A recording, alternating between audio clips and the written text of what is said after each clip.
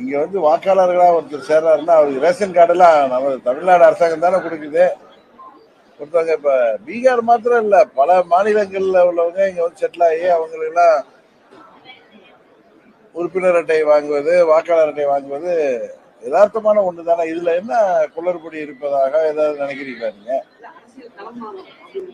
அது வெளி மாநில இந்தியாவில் வந்து எல்லா மாநிலங்கள்லயும் எல்லா தமிழர்கள் போய் எல்லா மாநிலங்களிலையும் செட்டில் ஆயிருக்காங்க. அது மாதிரி மற்ற மாநிலங்களுக்குலயும் இங்க தமிழ்நாட்டில் வந்து செட்டில் ஆறாங்க. அங்க அவங்க வாக்காளர் பட்டியல் அவங்களுக்கு வாக்காளர் லிஸ்ட்ல இருந்து நீக்கிறப்ப இங்க அவங்க எங்க வந்து தங்குறாங்களோ அங்க நம்ம ரேஷன் கார்டுல இருந்து வாங்குறாங்க. இங்கே வந்து பர்மனண்டா தங்குறப்ப அவங்களுக்கு வாக்காளர் அட்டை அவங்க ஓட்டர் ஆகிறதுல என்ன பிரச்சனை இருக்குன்னு எனக்கு தெரியல. இந்தியாங்கிறது ஒரு எல்லா மாநிலங்களும் ஒற்றுமையா இருக்க வேண்டிய ஒரு நாடு.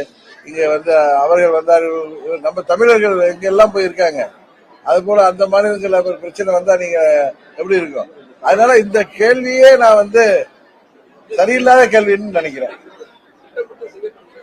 எப்படி நான் பீகார்ல இருந்து ஆளுகளை ட்ரெயின்ல கொண்டாந்து இறக்கி விட்டு போறாங்களா? அது கிடையாது. உழைப்பு தேடி எல்லா மாநிலங்கள்ல இருந்து இங்க வராங்க. அவங்க இங்கே வாக்காளர் பட்டியலில் சேர்த்து இங்கே ஓட்டடிக்கும் உரிமை பெற்றா இந்தியாவில் உள்ள எல்லாரும் எங்க வேணாலும் போகலாம். இதுல நீங்க இங்க வரக்கூடாதுன்னு யாரையும் தடுக்க முடியாது. அதனால சொல்றேன், இந்த கேள்வியே அர்த்தமற்றதாக எனக்கு தெரியுது.